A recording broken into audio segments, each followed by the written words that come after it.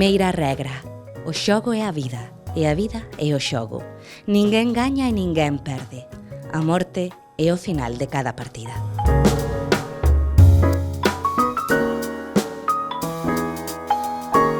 O autor Manuel Esteban inícianos no xogo de Escher.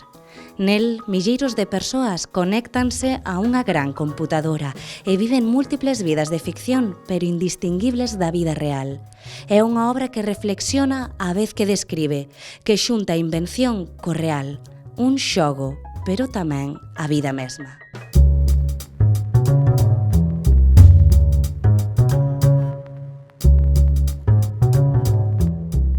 Maurits Cornelius Escher é un pintor ou artista neerlandés de hai un par de séculos que expresaba nos seus debuxos perspectivas imposibles, formas xeométricas, simétricas, bucles ou fractais, adiantando algo, digamos, da moderna concepción física dos fractais e de algúns aspectos da ciencia contemporánea.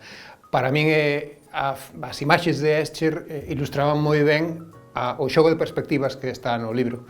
Ese bucle de retroalimentación onde non sabes cando acabas ou cando empezas, cando saes da fantasía, da partida do xogo ou cando entras na realidade. Nesa perda de referentes do lector, que non sabe se está a xogar, se está na realidade ou está na fantasía, digamos, onde está o punto do nexo de unión con Escher.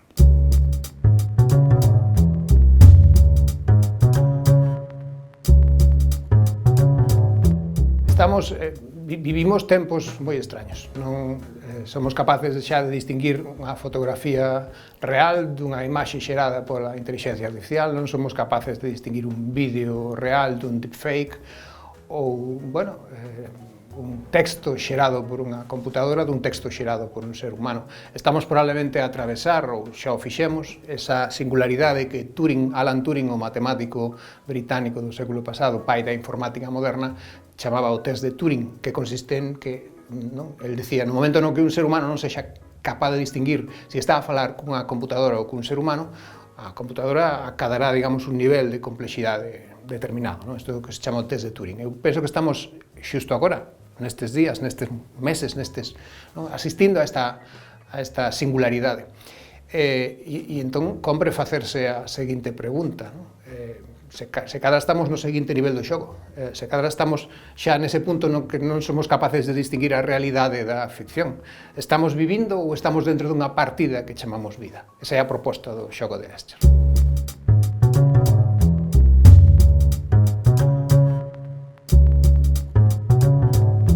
O lector ten que acompañar a Andros Andersson, o personaxe principal do libro, na súa pescuda de que é real e que non é real, que é parte do xogo e que é a realidade.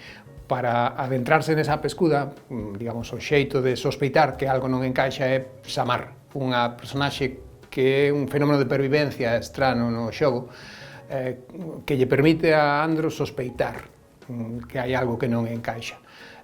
De tal xeito que utilizo a esa personaxe, a Samar, como un fío conductor entre partidas e, digamos, nos períodos de recuperación entre partidas para que Andros pescude que está a ocorrer dentro do xogo.